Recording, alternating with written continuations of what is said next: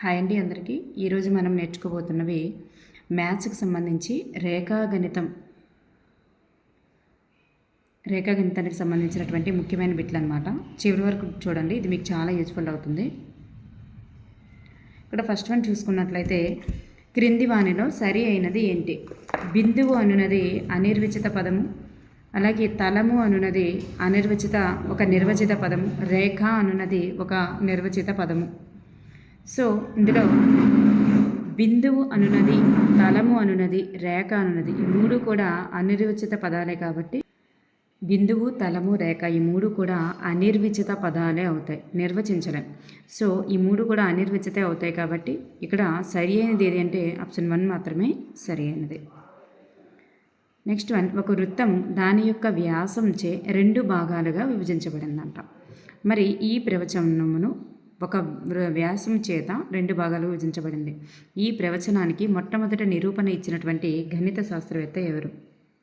The right answer is Thales అన్నమాట.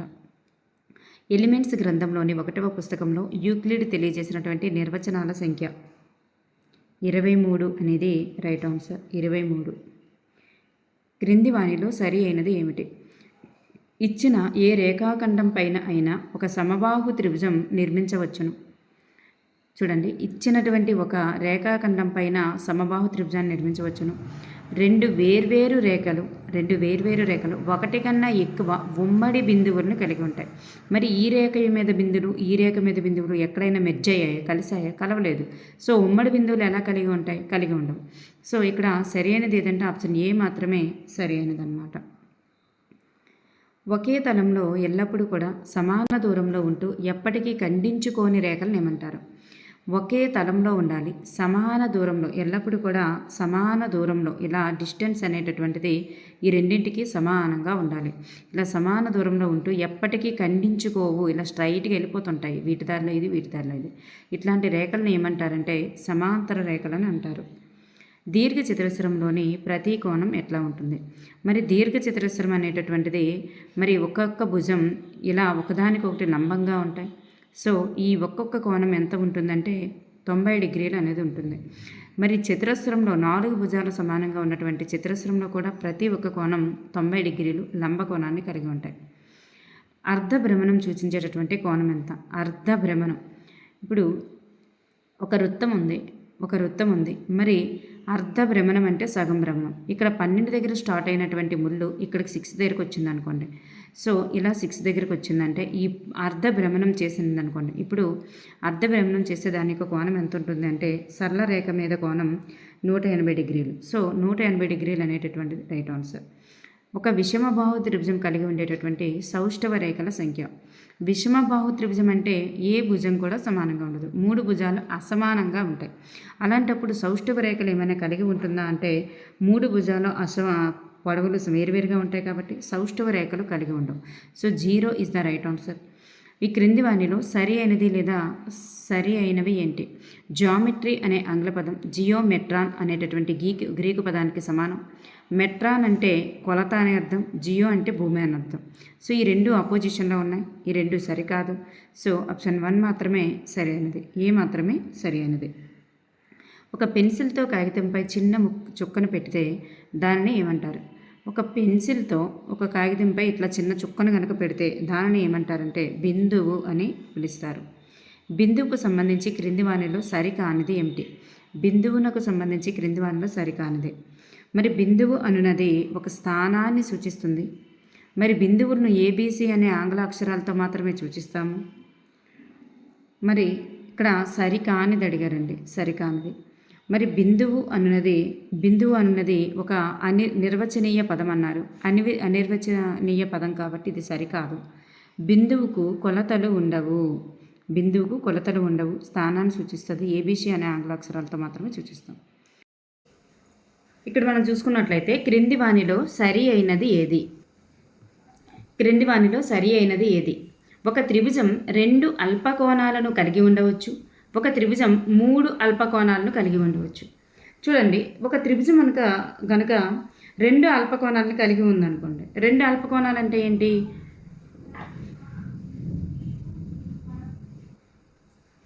So అల్పకోణాలు అంటే ఏంటి? 90 డిగ్రీల కంటే తక్కువ. సో 2 90 డిగ్రీల కంటే తక్కువ ఉన్నాయనుకోండి, మూడవది అధిక కోణం అయ్యి ఉండొచ్చు. సో అందువల్ల ఇది రైట్ ఆన్సర్ అవుతుంది. మరి ఒక త్రిభుజము 3 అల్పకోణాలను కలిగి ఉండవచ్చు. ఇప్పుడు 3 భుజాలు కూడా 60 డిగ్రీలు 60 డిగ్రీలు 60 డిగ్రీలు అయ్యాయి అనుకోండి, అప్పుడు ఏమవుతుంది? 3 అల్పకోణాలు అవుతున్నాయి. సో ఒక త్రిభుజం అనేది 3 అల్పకోణాలు కలిగి ఉండొచ్చు అనేది. అల్పకోణం అంటే ఏంటి? 90 డిగ్రీల కంటే తక్కువ ఉండేవి. సో కలిగి ఉండవచ్చు. సో అందువల్ల ఏ, బి అనేది 2 కూడా సరి అయినవి. క్రింది వానిలో సరికానిది ఏమిటి? ఒక సమబాహు త్రిభుజంలో ప్రతి కోణం కూడా 60 డిగ్రీలు ఉంటుంది. ఒక సమబాహు త్రిభుజంలో 3 భుజాల పొడవులు సమానం. ఒక సమబాహు త్రిభుజంలో 3 భుజాల పొడవులు సమద్విబాహు త్రిభుజంలో 3 భుజాలు పొడవులు సమానం అన్నారు. ఇక్కడ చూసుకున్నట్లయితే సమబాహు త్రిభుజం అంటే ఏంటి? 3 భుజాలు కలిగి సమానంగా ఉండేది. సో ఇక్కడ ఆప్షన్ 3 భుజాలు సమానం కాబట్టి 2 రైట్ ఆన్సర్. మరి ఒక్కొక్కటి 60 డిగ్రీల కోణం కాబట్టి 1 రైట్ ఆన్సర్. మరి సమద్విబాహు త్రిభుజం అంటే ఏంటి? ఇందులో 2 భుజాలు మాత్రమే సమానంగా ఉంటాయి. సో ఇక్కడ ఆప్షన్ 2 అనేది సరికాదు, సి అనేది సరికాదు. అందువల్ల సి మాత్రమే ఇక్కడ సరికాదు. క్రింది వానిలో సరి అయినది ఏమిటి? సరి అయినది ఏమిటి? ఒకే వ్యాసార్థము గల 2 వృత్తాలను సర్వ సమాన వృత్తాలు అంటారు. ఇప్పుడు చూడండి, ఇక్కడ ఒక 7 వ్యాసార్థం ఉన్నటువంటి వృత్తం, అలాగే ఇది కూడా 7 వ్యాసార్థం ఉన్నటువంటి వృత్తం. ఒకే వ్యాసార్థం ఉంటే మరి 2 వృత్తాలు అన్ని విషయాల్లో సర్వసమానాలే. మరి ఆకారము పరిమాణం 2 సమానంగా ఉన్నటువంటి పటాలను సర్వసమాన పటాలు అంటారు. ఆకారము పరిమాణం 2 కూడా సర్వసమానంగా ఉంటే వాటిని సర్వసమానాలనే అంటారు. సో ఆప్షన్ ఏ, బి 2 కూడా సరి అయినవి. క్రింది వానిలో సరికానిది ఏమిటి? 2 చతురస్రాలు ఎల్లప్పుడూ సర్వసమానాలు. 2 సమబాహు త్రిభుజాలు ఎల్లప్పుడూ కూడా సర్వసమానాలు. Right answer. 2 చతురస్రాలు సర్వసమానాలే, 2 సమబాహు త్రిభుజాలు సర్వసమానాలు. ఎందుకంటే వాటి భుజాలన్నీ కూడా సమానం కాబట్టి వాటి భుజాలు ఎప్పుడు కూడా అన్ని భుజాలు సమానం కాబట్టి ఇవి ఎటు నుండి తిప్పినా ఎలాగైనా కానీ ఇవి ఎప్పుడు కూడా సర్వసమానాలుగా ఉంటాయి అన్నమాట. సో ఏబి 2 కూడా సరి అయినవి. ఒక బహుభుజిలో 2 ఆసన్న శీర్షాలు కానటువంటి శీర్షాలను కలిపే రేఖాఖండంను ఏమని పిలుస్తారు?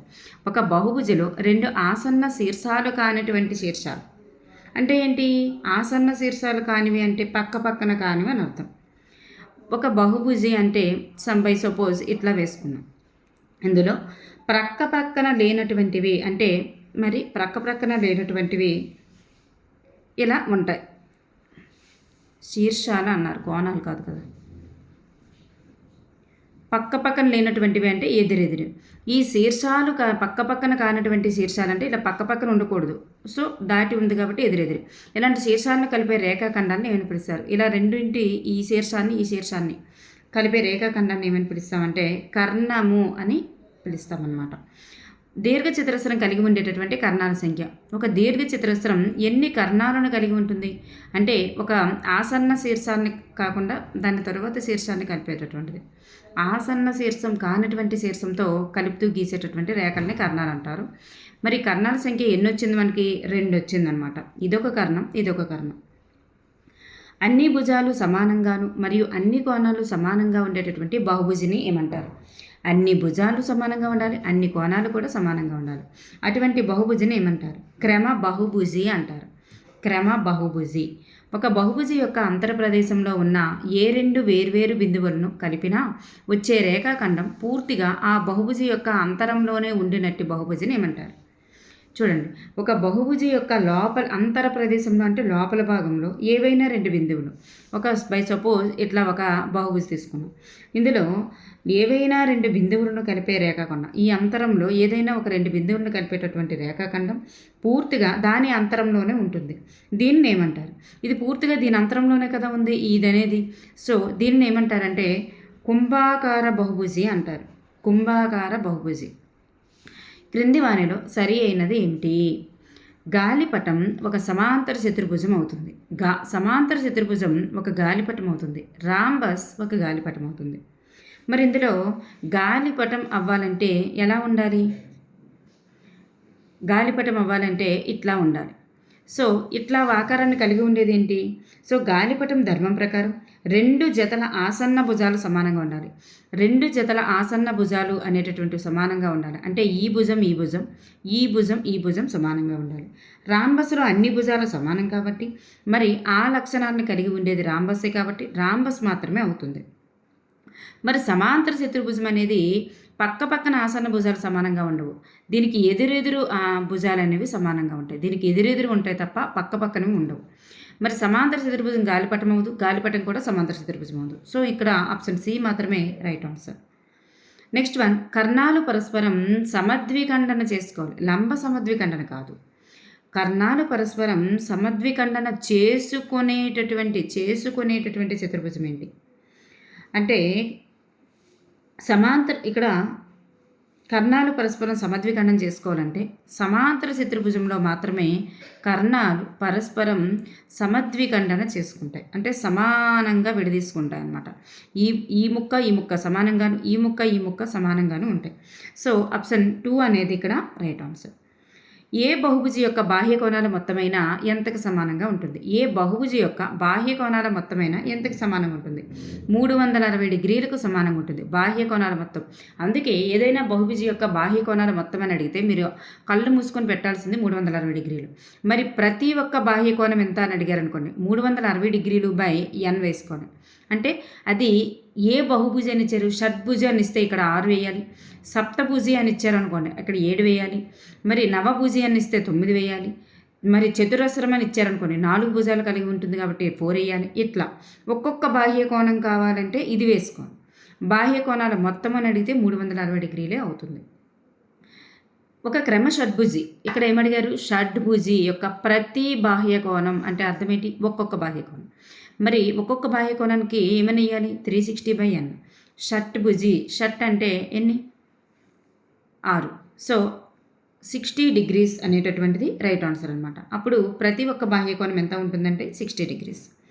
శీర్షాలు మరియు చదునైనటువంటి ముఖాలు లేనటువంటి ఆకారం ఏంటి? శీర్షాలు ఉండకూడదు, చదునైన ముఖాలు ఉండకూడదు. అటువంటి ఆకారం ఏంటి అంటే గోళము. గోళానికి ఏముంటుందంటే పూర్తిగా వక్రతలాన్ని కలిగి ఉండడం వల్ల ఇటువంటి శీర్షాలు కానీ చదునైన ముఖాలు కానీ ఉండవు. ఒక పట్టకంపై నుండి చూసినప్పుడు, ఒక పట్టకము పైనుండి చూసినప్పుడు కనిపించే ఆకృతి ఏంటి? ఒక పట్టకం అనేటటువంటిది పైనుండి చూసేటప్పుడు ఎటువంటి ఆకృతిని కలిగి ఉంటుంది? పట్టకం అంటే ఎట్లా ఉంటుందంటే ఈ రకంగా ఉంటుంది. మీకు తెలుసో లేదో పట్టకం అనేది ఎట్లా ఉంటుంది. మరి చూసారా, మనకి తెల్లని కాంతిని ఒక దగ్గర నుండి పంపించినప్పుడు తెల్లని కాంతిని పంపించినప్పుడు అది 7 రంగులుగా ఇలా విడిపోయినట్లుగా చూపిస్తారు మనకి ప్రయోగాల్లో. ఇలా పేపర్ పైన పెట్టినప్పుడు అది 7 రంగులుగా కనిపిస్తుంటుంది. అది పట్టకం అనమాట. అది పైనుండి చూసేటప్పుడు ఎట్లా కనిపిస్తుంది అంటే ఒక త్రిభుజాకారంగా కనిపిస్తుంది అనమాట. షడ్భుజాకార పట్టకం యొక్క భూమి ఎలా ఉంటుంది? షట్భుజి అంటే 6 భుజాలు కలిగినటువంటి పట్టకం యొక్క భూమి ఎట్లా ఉంటుంది? అది కూడా షడ్భుజాకారంలోనే కనిపిస్తుంది. త్రిభుజాకార పట్టకం యొక్క భూమి ఎట్లా కనిపిస్తుంది? త్రిభుజాకార పట్టకం యొక్క భూమి త్రిభుజాకారంగానే కనిపిస్తుంది. దీర్ఘచతురస్రాకార పట్టకం యొక్క భూమి ఎట్లా కనిపిస్తుంది?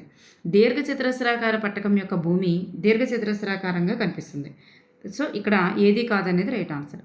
చతురస్రాకార పట్టకం అయితే చతురస్రంగా కనిపిస్తుంది. క్రింది వానిలో ఆయిలర్ సూత్రం ఏంటి? ఆయిలర్ సూత్రం మనకు తెలుసు కదా. ఫేసెస్ శీర్షాలు ప్లస్ అంచులు, ముఖాలు ప్లస్ శీర్షాలు. చూడండి, ఫేసెస్ ప్లస్ వి. ఫేసెస్ అంటే ముఖాలు ప్లస్ శీర్షాలు ఈక్వల్స్ టు అంచులు ప్లస్ 2. చూడండి, శీర్షాలు ఫస్ట్ ముఖాలు కలపాలి, శీర్షాలు కలపాలి. ఈ ముఖాలకి శీర్షాలకి అంచులు కలిపి +2 చేస్తే సమానంగా వస్తుంది. ముఖాలు ప్లస్ శీర్షాలు ఈక్వల్స్ టు అంచులు +2 అనేటటువంటిది రైట్ ఆన్సర్ అనమాట. సో ఆప్షన్ 3 అనేది ఇక్కడ రైట్ ఆన్సర్ అవుతుంది. మీకు ఒక్కొక్కసారి దీన్నే రివర్స్లో ఇస్తుంటాడు, డిఫరెంట్గా ఇస్తారు. F minus E equals to 2 - V అని. అంటే ఇటు పంపించడం, అటు పంపించడం. సో ఇటు పంపించినప్పుడు మైనస్లోకి వెళ్తాయి, ఇటు పంపించినప్పుడు మైనస్లోకి వెళ్తాయి. ఇట్లా చేంజ్ చేసుకుంటూ ఇస్తారనమాట. ఆయిలర్ సూత్రం వర్తించున్నది ఏమిటి? ఆయిలర్ సూత్రం దేనికి వర్తిస్తుంది? ఆయిలర్ సూత్రం అనేటటువంటిది దేనికి వర్తిస్తుంది? ఆయిలర్ సూత్రం వర్తించినది కేవలం కుంభాకార బహుభుజి యొక్క ఫలకాలకు మాత్రమే వర్తిస్తుంది. కేవలం కుంభాకార బహుభుజి ఫలకాలకు మాత్రమే వర్తిస్తుంది. నెక్స్ట్ వన్, ఒక త్రిభుజాకార పిరమిడ్కు మరి F ఇచ్చారు, V ఇచ్చారు. అయితే ఈ విలువ ఎంత? ఒక త్రిభుజాకార పిరమిడ్కు మనకి F + V equals to E + 2 అని తెలుసు. మనకి ఏం అడిగారు? ఈ అడిగారంటే ఈ +2ని ఇటు తెచ్చేయండి, -2 అవుతుంది. అప్పుడు F + V -2 = E. So F ఎంత? 4 ప్లస్ V ఎంత? 4 -2 అంటే 4 + 4 ఎంత? 8, 8 - 2 ఎంత? 6. సో 6 అనేటటువంటిది ఆన్సర్ అవుతుందన్నమాట. ఒక సమగణం కలిగి ఉండేటటువంటి శీర్షాల సంఖ్య. సమగణం అంటే ఎట్లా ఉంటుంది? ఒక డైజ్ ఉంటుంది కదా, ఆ డైజే సమగణం అనమాట. గుర్తుపెట్టుకోండి, ఒక డైజ్ ఉంటుంది కదా, ఆ డైజ్ సమగణం అవుతుంది అనమాట. లేదా డైజ్ పైన ఎన్నో ఇట్లా ఉంటుంది కదా, ఒక బాక్స్ లాగా.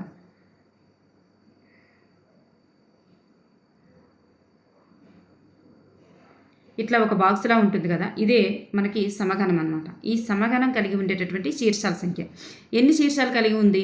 ఈ మీద మనకు కనిపిస్తున్నటువంటి 4 శీర్షాలు, ఈ కింద ఎన్ని ఉంటాయి? కిందన కూడా మనకు 4 ఉంటాయి. సో 4 + 4 8 శీర్షాలు అనేటటువంటివి ఉంటాయి. మరి ఈ సమగణం కలిగి ఉండేటటువంటి అంచుల సంఖ్య. ఈ సమగణం ఇట్లా ఉంది కదా, ఈ సమగణం కలిగి ఉండేటటువంటి అంచుల సంఖ్య. మరి ఎన్ని అంచులు కలిగి ఉంటుందంటే టోటల్గా ఇదొక అంచు, మీదన మనకి కనిపిస్తున్నాయి కదా 4 అంచులు. మరి కిందన ఎన్ని అంచులు కనిపించాయి? 4 అంచులు. అదేవిధంగా 4, 4 అలాగే ఈ నిలువు స్తంభాలు ఉన్నాయి కదా, ఆ నిలువు స్తంభాలకు 4, టోటల్గా 12 అంచులు అనేటటువంటివి ఉన్నాయి. సమగణం కలిగి ఉండేటటువంటి ముఖాల సంఖ్య. ఇట్లా ఉంటే మరి ఇలా ఉంది కదా. ముఖాలంటే ఏంటంటే ఫేసెస్, ఇట్లాంటి ఫేసెస్ అనమాట. ఇదొక ఫేసు, మరి ఇదంతా ఒక ఫేసు, మరి ఇదంతా ఒక ఫేసు, మరి వెనకవై ఇట్లా చూడండి. ఈ మీదన ఒక ఫేస్ ఉంటుంది, కిందన ఒక ఫేస్ ఉంటుంది. చుట్టూ ఎన్ని ఉంటాయి? చుట్టూ 4 ఉంటాయి. మీదన ఒకటి, కిందన ఒకటి, చుట్టూ 4. టోటల్గా ఎన్ని ఫేసెస్ ఉన్నాయి? 6 ఫేసెస్ ఉన్నాయన్నమాట. సో ఈ విధంగా. సో ఇక్కడ అంచుల సంఖ్య +2 అనేది ఈ అంచుల సంఖ్య ముఖాల సంఖ్య అని ఇచ్చాం కదా, ఈ ముఖాల సంఖ్య ఎన్ని వచ్చింది? 6. సో మనకి ముఖాల సంఖ్య ప్లస్ శీర్షాలు ఎన్ని ఆల్రెడీ చెప్పుకున్నా కదా, అట్లాంటి డాట్లు 8 వస్తాయి. సో మీ శీర్షాల సంఖ్య, ముఖాల సంఖ్య అనేది అంచుల సంఖ్య +2కి సమానం అయిపోవాలి. సో సరిపోయింది కదా, ఇక్కడ 14, ఇక్కడ 14 అనేది రైట్ ఆన్సర్. నెక్స్ట్ వన్, త్రిమితీయ ఆకారాలకు సమతలాలపై ఉపరితలాలు ఏర్పరచుటకు ఉపయోగపడవునవి ఏంటి? చూడండి, త్రిమితీయ ఆకారాలకు అంటే ఏంటి? త్రిమితీయం అంటే 3Dలకు సమతలాలపై మరి గీయడానికి, సమతలాలపై గీయడానికి అంటే ఒక 3D ఒక కాగితంపై గీయడానికి ఎట్లాంటివి ఉపయోగపడతాయి అంటే ఈ ఏటవాలు రేఖాచిత్రాలు ఉపయోగపడతాయి, తుల్య రేఖాచిత్రాలు కూడా ఉపయోగపడతాయి అన్నమాట. దీన్నే ఆబ్లిక్యూ స్కెచెస్ అంటారు, దీన్ని ఐసోమెట్రిక్ స్కెచెస్ అంటారు అనమాట. సో రెండు కూడా ఉపయోగపడతాయి. తుల్యరేఖా చిత్రాలను గీయడానికి ఉపయోగించేటటువంటి కాగితం ఏంటి?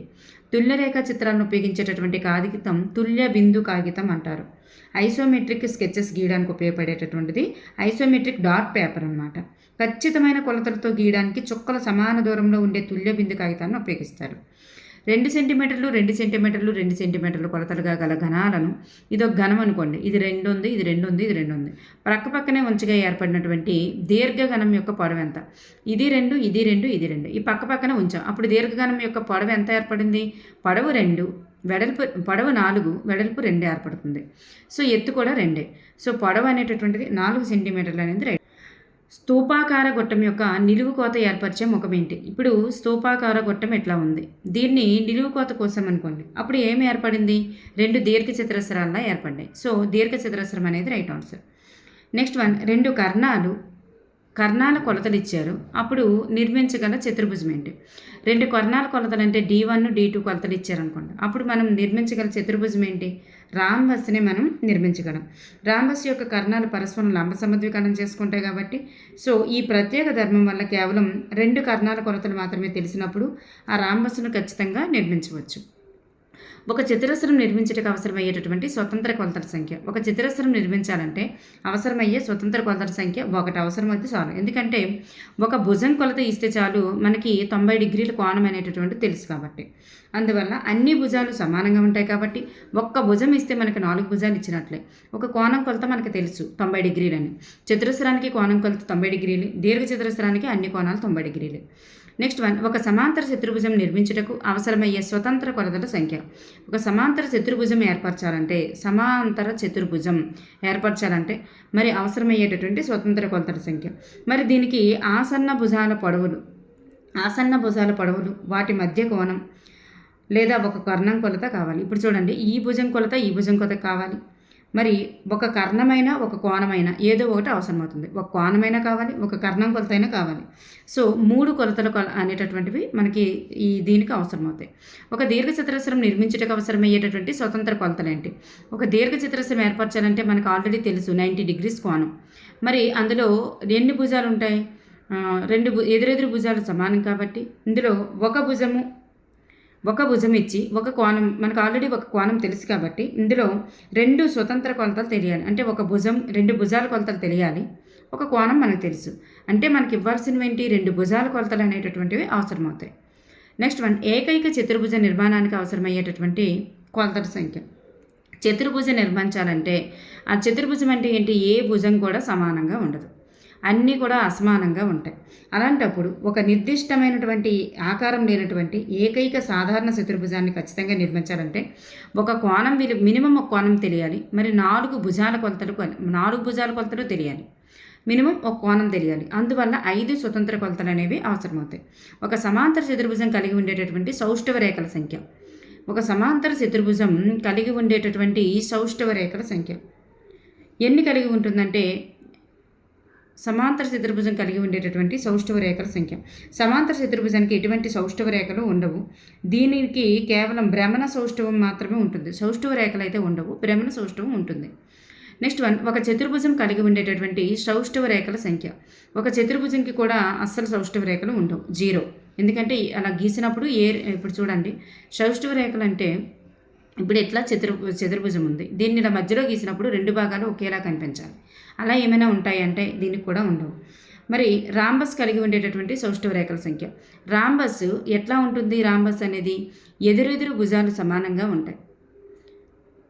4 భుజాలు కూడా సమానంగా ఉంటాయి. రాంబస్లో 4 భుజాలు సమానంగానే ఉంటాయి. ఎదురెదురు కోణాలు సమానంగా ఉంటాయి. వీటికి ఎదురెదురు కోణాలు సమానంగా ఉంటాయి. 4 భుజాలు కూడా సమానంగా ఉంటాయి.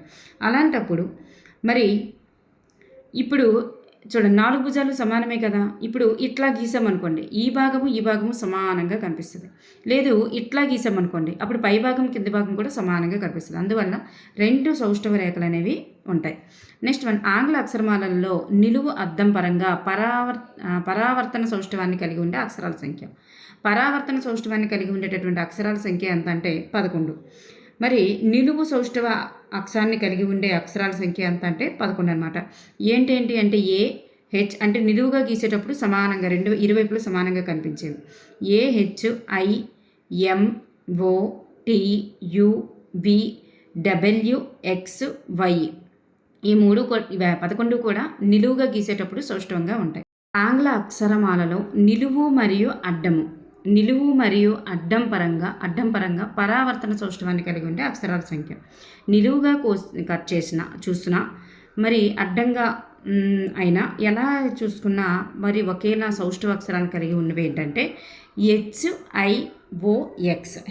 HIOX అనేటటువంటివి అనమాట. సో 4 అనేటటువంటివి రైట్ ఆన్సర్. క్రింది వానలో కనీసం ఒక్క సౌష్ఠవ రేఖ కూడా లేనటువంటి ఆకారం ఏంటి? ఒక్క సౌష్ఠవ రేఖ కూడా లేనటువంటి ఆకారం విషంబాహు త్రిభుజం అవుతుంది. మరి ట్రెపీజియం కూడా అవుతుంది. ఆంగ్ల అక్షరమాల G అవుతుంది. చతుర్భుజం కూడా అవుతుంది. సో ఆప్షన్ ABC 3 కూడా అవుతాయి అన్నమాట. మరి ఇవన్నీ కూడా భుజాలు అక్రమంగా ఉంటాయి. ఏ భుజం కూడా ఏ 2 భుజాలు సమానంగా ఉండవు కాబట్టి అట్లా సౌష్ఠవ రేఖలు అనేవి ఉండవు. ఒక సమద్విబాహు త్రిభుజం యొక్క సౌష్ఠవ రేఖని క్రింది విధంగా పిలవచ్చు. సమద్విబాహు త్రిభుజం యొక్క సౌష్ఠవ రేఖ అంటే మీద శీర్షం నుంచి కింద ఎదుటి మధ్య బిందువును కలుపుతూ గీసేటటువంటి రేఖ అనమాట. చూడండి, సౌష్ఠవ రేఖ అంటే మనం ఎట్లా గీస్తాం? మీద శీర్షం నుంచి మరి కరెక్ట్గా మధ్య బిందువు గుండా వెళ్ళేటటువంటిదే కదా. దీన్నే ఏమంటారంటే మధ్యగత రేఖ అని కూడా చెప్పవచ్చు. మధ్యగత రేఖ అవుతుందన్నమాట. ఇది మధ్యగత రేఖ అవుతుంది.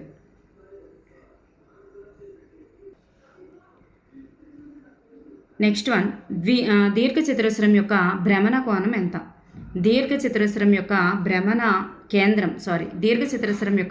కేంద్రం ఏంటి? మరి దేన్ని ఆధారంగా చేసుకొని భ్రమణం చేస్తుంది అంటే కర్ణాల యొక్క ఖండన బిందువుని ఆధారంగా చేసుకొని భ్రమణ కేంద్రం అనేది ఉంటుంది. చూడండి, ఇట్లా భ్రమణ కేంద్రం ఏంటంటే కర్ణాల యొక్క ఖండన బిందువు అనమాట. నెక్స్ట్ వన్, అర్ధవృత్తం యొక్క భ్రమణ కోణం. అర్ధవృత్తం. ఇప్పుడు అర్ధవృత్తం అనేది ఉంది కదా, ఈ అర్ధవృత్తం యొక్క భ్రమణ కేంద్రం ఏమవుతుంది? వ్యాసం ఉంది కదా, వ్యాసం యొక్క మధ్య బిందువు, వ్యాసము పై మధ్య బిందువు అనేటటువంటిది రైట్ ఆన్సర్. వ్యాసము మీద మధ్య బిందువు. నెక్స్ట్ వన్, వృత్తం యొక్క భ్రమణ కేంద్రం. వృత్తం యొక్క భ్రమణ కేంద్రం కూడా వృత్త వ్యాసం పైన వృత్తం యొక్క భ్రమణ కేంద్రం ఏమవుతుందంటే కేంద్రమే అవుతుందన్నమాట. కేంద్రమే అవుతుంది. సో వృత్తాన్ని దాని కేంద్రం ఆధారంగా ఎంత కోణంలో తిప్పినా అదే తిరిగి అదే రూపంలో కనిపిస్తుంది. కాబట్టి వృత్తం యొక్క భ్రమణ కేంద్రమే దాని కేంద్రం అవుతుందన్నమాట. దాని యొక్క భ్రమణ కేంద్రం అవుతుంది. వృత్తం యొక్క కేంద్రమే దాని యొక్క భ్రమణ కేంద్రం అవుతుందన్నమాట. ఓకే అండి, థ్యాంక్ యూ ఫర్ ఎవరీవన్.